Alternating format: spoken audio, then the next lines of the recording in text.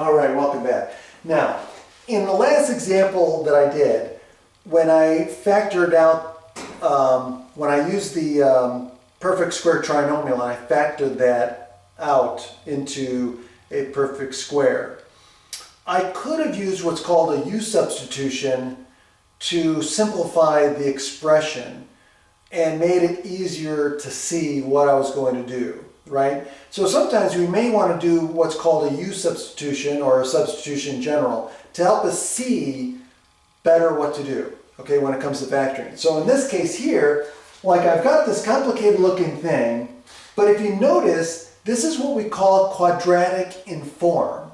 It's got this term here that's squared. It's got the same term here, but it's not squared, followed by a constant term. So this is quadratic in form. So what I would do to make this easier to work with is let u, right, let u equal x squared minus 5. And so if I do that, then this becomes u squared plus 2u minus 24. And now I can see about factoring this trinomial. And so if I factor it, so I've got u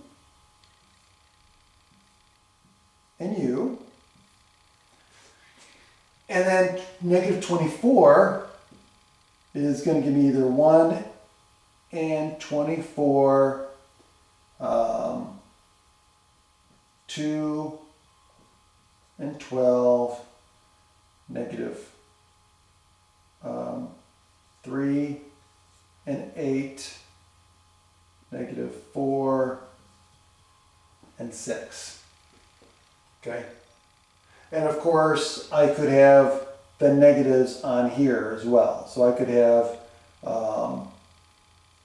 1 and negative 24, 2 and negative 12. I could have 3 and negative 8, and I could have 4 and negative 12, or negative 6. Okay.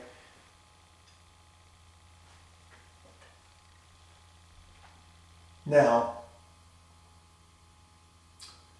so here's the thing.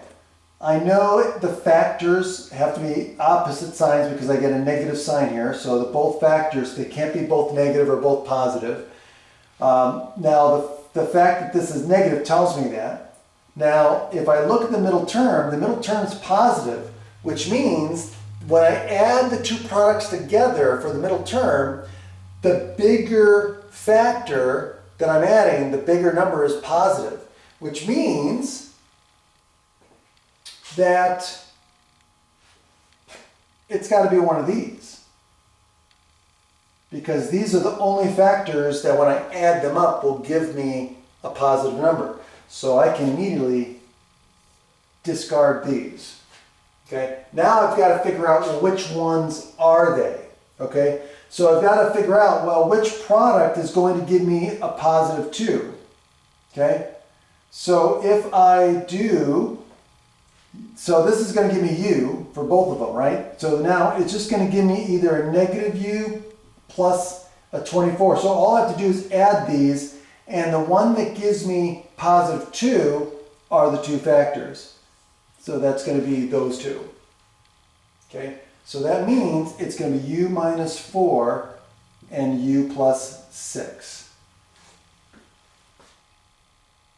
Okay, but I'm not done yet, because remember, I did a u substitution.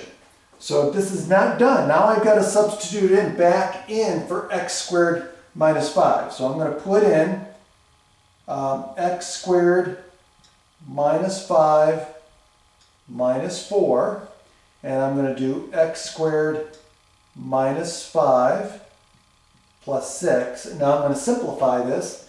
This gives me x squared minus 9 times x squared plus 1. Okay? Now, this can be looked at as a sum of two squares. Can't do anything with that one. It's not, remember, sum of two squares among the real numbers is not factorable. So that one we can't do. But this one is factorable because it is the difference of two squares. So now we can further factor this, and this is going to be x plus 3 times x minus 3 times then, of course, what we have here, x squared plus 1, and we're done. Have a great day.